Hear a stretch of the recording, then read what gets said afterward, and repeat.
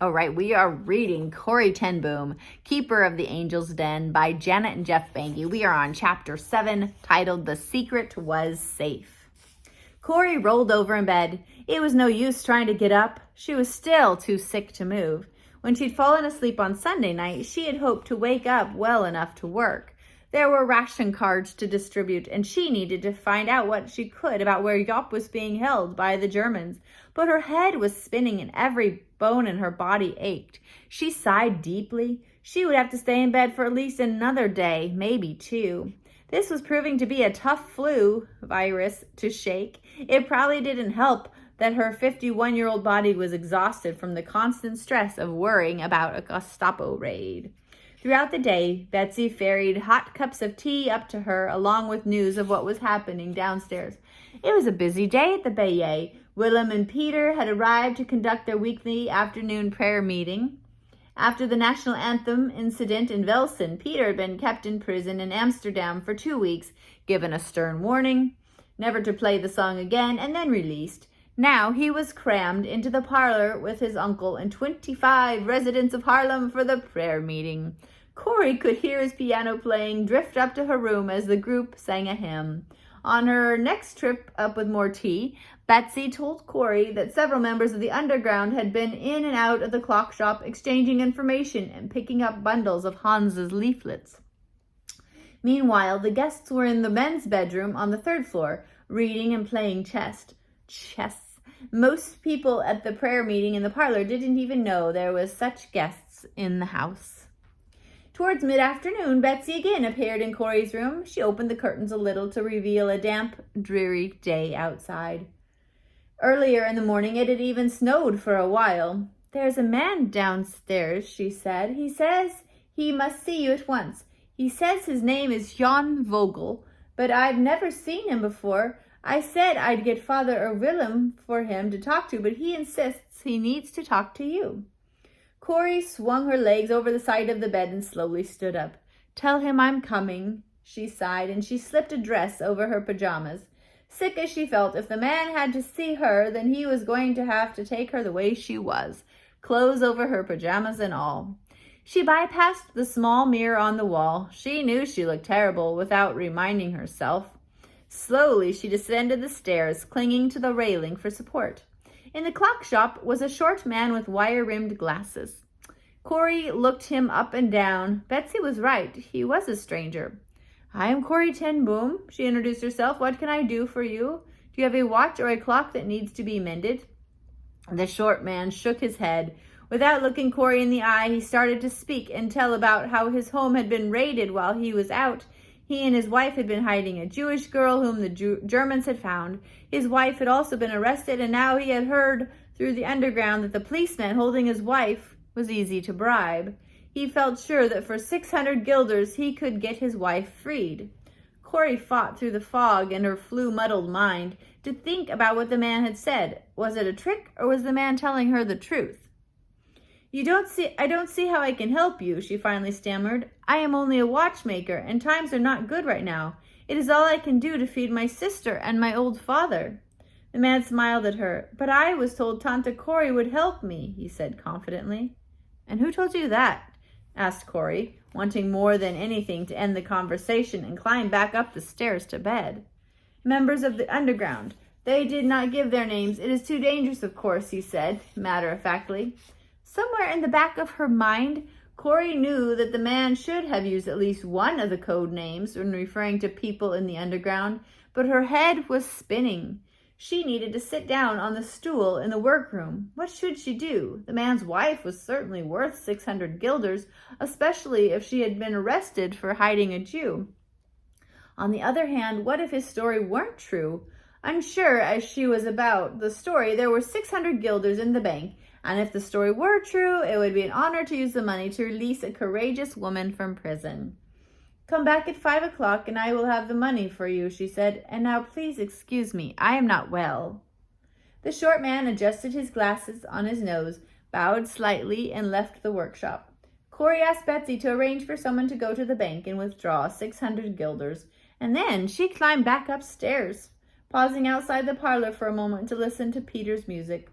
Hoping to make the most of being awake, Corey crawled back into bed with her briefcase, which was filled with documents about the work of the underground. Tomorrow was ration card distribution day, and she had to work out how many cards each house hiding guests should get. She pulled a ledger from the bag and opened it. She wrote February 29th, 1944, the following day's date, at the top of the page. She was trying so hard to focus on the job at hand, she didn't even notice the date marked a leap year. Corey looked down the list of drop-off points for the ration cards and at the number of people who needed to be fed with them. But the harder she looked, the more the numbers and names on the list became a swirling jumble of shapes. It was no use. She could concentrate on them no longer. She took her reading glasses off and let her head fall back. By the time her head touched the pillow, Corey was fast asleep. The briefcase on the bed slipped to the floor with a thud and spilled open. The next sound Corey heard was an urgent cry. "Hurry, hurry, get down! Hand me the ashtray and don't tip it!" Corey awoke with her heart beating wildly. What was happening in her room? People were racing past her bed. Suddenly her eyes opened wide and she sat bolt upright. She was in charge of practice drills for getting into the Angel's Den, and she hadn't arranged one for today. So it could not be a practice. It had to be a raid. The Gestapo must be coming. In an instant, Corey was out of bed, urging people to move faster, throwing bags and pillows in after them. Mary was the last of the regulars to squeeze into the Angel's Den. She puffed and wheezed as the others pulled her inside. Corey prayed a silent prayer that Mary's breathing would quiet down. She slid the wall back in place and shut the linen closet door behind them. Just as she was pushing a basket in front of the door, a tall blond man sprinted into the room. At a glance, Corey recognized him as Arnold Schmidt, an important figure in the underground. Corey supposed he had been delivering information to the Bayet and was now trapped by the raid. Arnold looked around the small room in confusion. "The others? I thought they came this way," he said in a panicked voice. Corey flung the closet door open and reached down to slide back the walls. Arms grabbed Arnold from inside, and in an instant, he too had disappeared into the Angel's Den. Corey shoved the wall back in place, slammed the door shut, and raced back to bed. She just smoothed the covers when she saw the briefcase spilled open on the floor where it had fallen from her bed. "Oh God," she prayed. The case was filled with information, names, addresses, and ration card numbers. If the Gestapo found it, many lives could be lost. She had to get rid of it. In a split second, she was out of bed again. She grabbed the case and its spilled contents, flung open the linen closet door, pulled back the wall, and threw it all into the secret chamber. "Hurry, hurry," she told herself as she slid the wall back into place. "If the Gestapo walk in right now, everyone will be caught." As soon as the wall was secure, she pushed the linen closet door closed and made a leap back to her bed. She tried to breathe normally. "I've been asleep. I'm sick. I don't know what's going on. I'll act surprised when the Gestapo come in," she told herself. She pushed her head back into the pillow and shut her eyes. Seconds later, she heard footsteps on the stairs. The door to her bedroom flung open, and a man in a gray business suit walked in. It was not at all what Corey had expected. Who are you?" she stammered. "Don't come too close. I'm sick." She coughed in his direction to make her point. The man grunted at her. "What's your name?" "Cornelia ten Boom," she replied. He grunted again. "Get dressed now," he ordered, producing a sheet of paper from his jacket pocket. He scanned the paper quickly. "Ten Boom, Cornelia," he read. "So you are the mastermind behind all this?" Corey said nothing as she slipped her dress over her pajamas for the second time that day. Her hands were shaking so badly she couldn't get the buttons through the buttonholes. "Where are the Jews?" the man asked harshly. "What Jews?" asked Corey, trying not to look in the direction of the Angel's Den. She could still hear Mary's muffled wheezing. What if the man stopped talking long enough to hear it too? Corey pulled her shoes on quickly and forced another cough. She had to keep coughing and get the man out of her room quickly. She stumbled towards the door without even bending to do up her shoelaces. The man followed her, shoving her down the stairs towards the dining room. When Corey entered the room, her father and Betsy were already there. Corey gulped. 3 underground workers were also there. They hadn't made it up to the Angel's Den in time, like Arnold Schmidt. The room was filled with uniformed Gestapo officers. The officer in the suit who had escorted Corey downstairs spoke in a hard, cold voice as he pushed her across the room.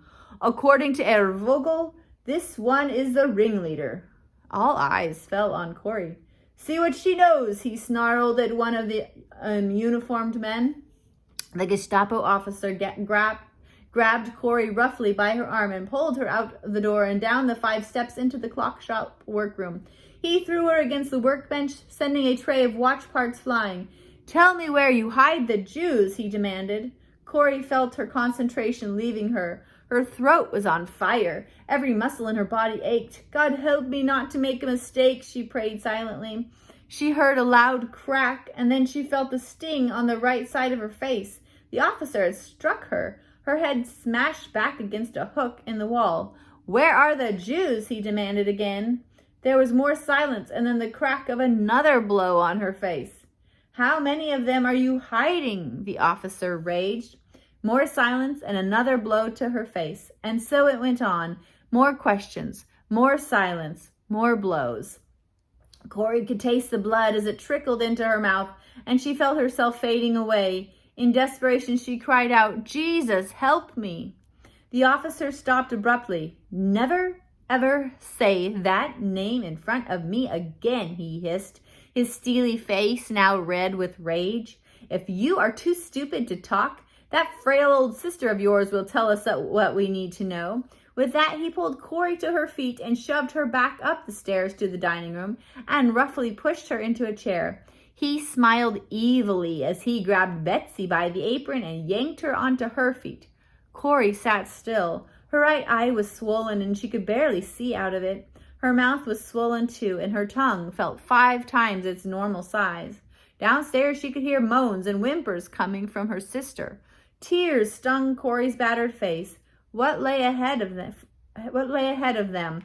She didn't want to think about it. Instead, she concentrated on the noises coming from upstairs. She could hear lots of yelling and the splintering sound of wood being smashed. She supposed they were punching holes into walls and floorboards looking for the angel's den. She wondered whether they could destroy that much of the house and still not find it. Corey thought back to the way the secret room had been constructed. Brick walls so they wouldn't sound hollow like wooden ones if they were thumped. And the floor. She remembered how proud Mr. Schmidt had been of the floor. He had cut the floorboards so they didn't run under the wall. That way, if the Gestapo started smashing the floorboards looking for the secret room, they would not find any floorboards that ran under a supposed outside wall. Corey breathed a prayer of thanks for Mr. Schmidt, who had given the guests the best possible chance. Now it was up to God to keep them safe.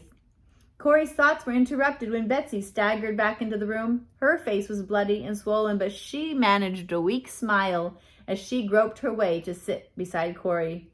Corey offered her a handkerchief to wipe the blood from her lip. Just then there was a knock at the side door. Corey froze.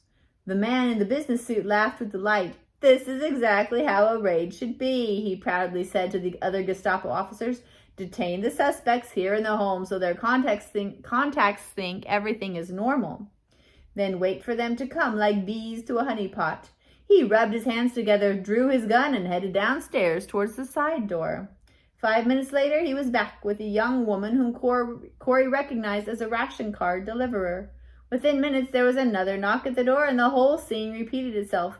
This time, it was a young man who was carrying a warning message that the Bayet was going to be raided. He was too late, of course. Corey heard excited voices on the stairs, and then 2 young German soldiers burst into the room carrying the once-hidden radio. Corey closed her eyes and tried to think. What else was in the house she hoped they wouldn't find? As if in answer to her question, she heard the jingle of the telephone. Corey had taken up the young man's offer at her first underground meeting to reconnect it. A sneer spread over the suited man's face. Well, we are lucky for an old watchmaker and his 2 spinsters' daughters, aren't we? He smiled mockingly, and I thought all home telephones were disconnected 3 years ago. Then his tone of voice changed abruptly. Get up and answer it, he barked, pointing the barrel of his revolver at Corey.